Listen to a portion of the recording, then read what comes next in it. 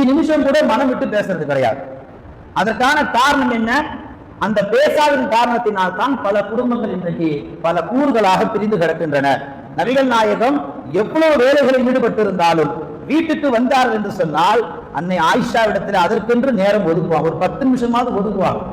இன்னைக்குள்ள கணவன் மாதிரி அப்படி செஞ்சு பாருங்க. நிறைய பேர் வீடுகளில் போய் பேட்டி கேட்டா நிறைய துவா சொல்ற ஒரு புகார் என்ன தெரியுங்களா? என் புருஷன் நிக்கா செய்யும் போது என்கிட்ட பேசினார் பாருங்க, அதுதான். அதுக்கு பிறகு என்கிட்ட அவர் பேசுறதே கிடையாது. அவர் பாட்டுக்கு வருவார், அவர் பாட்டுக்கு போவார், எப்பவுமே உண்மைன்னு இருப்பார். அவர் எப்ப சிரிப்பார், எப்ப உண்மைன்னு இருப்பார்னு சொல்ல தெரியாது.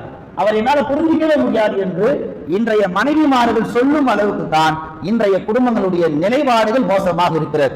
நபிகள் பெருமானார் ஸல்லல்லாஹு அலைஹி வஸல்லம் சொல்லி காமிப்பார்கள். ஒரு சஹாபி பெண் பெருமானார் இடத்துல வந்தார்கள். யார் ரசூலுல்லாஹ், எங்க குடும்பத்துல பரக்கத்தே இல்லை அப்படின்னாங்க. நபிகளார் கேட்டாங்க, நீங்க குடும்பத்துல எல்லாரும் என்ன முறைகள்ல உணவு உண்றீங்க? அந்த அம்மா சொன்னாங்க, யார் ரசூலுல்லாஹ், நாங்க எல்லோரும் ஒன்னா உட்காந்து சாப்பிட மாட்டோம். எங்க நேர காலத்துக்கு தகுந்த மாதிரி நாங்க தனித்தனியா உட்காந்து சாப்பிட்டு வேலையை பார்த்துட்டு போய்கிட்டே இருப்போம். ரசூலுல்லாஹ் சொன்னாங்க, குடும்பங்களில் நீங்கள் சாப்பிடக்கூடியவர்கள் ஒன்றாக ஜமாத்தா உட்காந்து சாப்பிடணும். நிறைய குடும்பங்கள் அது இன்னைக்கு இல்லை. வேலைக்கு போறவங்க, காலேஜுக்கு போறவங்க என்ன செய்யறாங்க, தனித்தனியா சாப்பிட்டு அவங்க போயிடுறாங்க.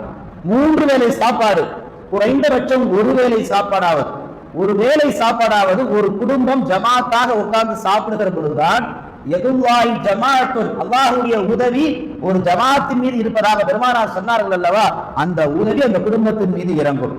குடும்ப கட்டமைப்பு ஒரு வட்டத்துக்குள் வர வேண்டும் என்று சொன்னால் குடும்பத்தில் உள்ளவர்கள் சாப்பிடுகிற பொழுது ஒன்றாக ஜமாத்தாக சேர்ந்து சாப்பிட வேண்டும் என்று பெருமானாருடைய சுன்னத் நமக்கு எடுத்துரைக்கிறது.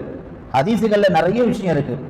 ஆயிஷா ரலியல்லாஹு சொல்லுவாங்க, நானும் நபிகளாரும் குளிக்க போகும்போது ஒரு பாத்திரத்துல என்ன செய்வோம், தண்ணீரை வச்சுக்குவோம். இந்த பக்கம் ரசூலுல்லாஹ் இந்த பாத்திரத்தை வச்சுட்டு கொடுக்க மாட்டாங்க, அந்த பக்கம் நான் ஒரு பாத்திரத்தை வச்சுட்டு கொடுக்க மாட்டோம். 2 பேரும் மாற்றி மாற்றி விளையாடுவோம். இன்னைக்கு எங்க இருக்கு அந்த கனவு மனைவி அந்த விளையாட்டு? எங்க இருக்கு? உங்க மனைவி தானே, விளையாடலாம்ல. ஆயிஷா அம்மா சொல்றாங்க, நானும் என் கணவரும் சாப்பிட உட்கார்ந்தால் ஒரு தட்டையிலே சாப்பிடுவோம்.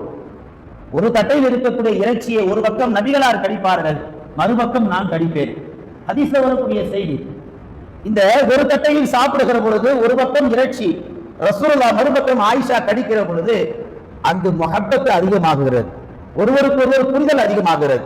ஆயிஷா அம்மா சொல்றாங்க, நானும் நபிகளாரும் எங்கேயாவது பிரயாணம் பெற்றால் வெளியூருக்கு போனோம்னா கொஞ்சம் நேரம் கிடைச்சதுன்னா நானும் ரசூலுல்லாஹும் விளையாடுவோம்.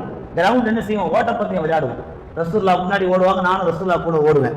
அப்படி ஓடுகிற பொழுது எங்கள்ல யாராவது ஜெயிச்சிட்டாங்கன்னா ரசூலுல்லாஹ் சொல்லுவாங்க, இதுக்கு அது சரியா போச்சு, அதுக்கு இது சரியா போச்சு. இந்த மாதிரி ரசூலுல்லாஹி ஸல்லல்லாஹு அலைஹி வஸல்லம் கணவன் மனைவியாக வாழ்கிற பொழுது ஒருவருக்கொருவர் எப்படி அந்யூன்யமாக வாழ்ந்தார் என்பதற்கு ஹதீசுகளிலே வரலாற்று நூற்றுக்கணக்கான வரலாறுகள் இருக்கிறது. இது எதையுமே இந்த உம்மத்து செய்யறது கிடையாது. ரோப மாதிரி வர்றது, ரோப மாதிரி போறது. அப்புறம் குடும்பங்கள் எப்படி ஜமாத்தா ஒற்றுமையா வாழும்? 40 வருஷத்துக்கு முன்னாடி வாழ்ந்த பெற்றோர்களால் அவருடைய சந்ததிகளால் இன்றைக்கு வாழ முடியலையே. தனி கொடுத்தன வச்சாலும் வாழ முடியல, கும்பல்ல சேர்ந்து வாழ்றானாலும் அதுக்கும் முடியல. அவன் எந்த லோகத்துல கொண்டு போய் வைக்கிறதுன்னு தெரியல. பெற்றவனும் சரியில்லை, வந்தவனும் சரியில்லை என்று சொல்லும் அளவுக்கு இன்றைய குடும்பங்கள் பல கூறுகளாக பிரிந்து கிடக்கின்றன. நம் குடும்பத்தில் நாம் எப்படிப்பட்டவர்களாக இருக்கணும் என்று சொன்னால், குடும்பத்துக்கு வெளியில நம்ம பெரிய டாட்டா பில்லாவா இருக்கலாம், ஆனா குடும்பத்திற்குள்ள வந்துட்டா நம்ம மனைவி கிட்ட நாம செல்ல பிள்ளைகளாக, செல்ல நண்பர்களாக, சக தோழர்களாக நாம் மாறிடணும். மனைவிட்ட எத்தனை பேர் நம்மள சின்ன சின்ன விளையாட்டுகள், இது ஒரு ஜும்மாவுடைய மேடை, பெரும்பாலும் இதை அப்படி அதிகப்படுத்தி மேடையை இது பண்ணிடக்கூடாது. இருந்தாலும் ரசூலுல்லாஹ் தொழுகைக்கு வருகிற பொழுது தன் மனைவியோடு அன்பு முத்தங்களை பரிமாறிட்டு தான் பள்ளிவாசலுக்கு வருவாங்க. ஹதீஸ்ல வரக்கூடிய செய்தி.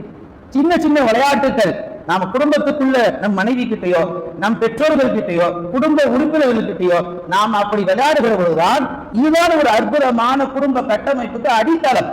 இதை இன்றைக்கு உள்ள குடும்பத்தார்கள் செய்தார்களே போதும், எந்த ஜமாத்திலும் எந்த குடும்பம் வந்து கை கட்டிட்டு நிற்காது.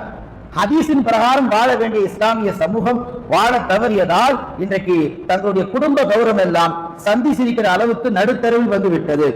குடும்ப கட்டமைப்பில் மிக முக்கியமான ஒரு விஷயம் என்னன்னு கேட்டீங்கன்னா, இன்றைக்கு நம்ம குடும்பத்துல உள்ளவர்கள் குடும்பத்திற்காக தாராளமாக செலவு செய்யணும். அந்த செலவு செய்யற விஷயத்துல எந்த விதமான பாரபட்சமும் காட்டக்கூடாது.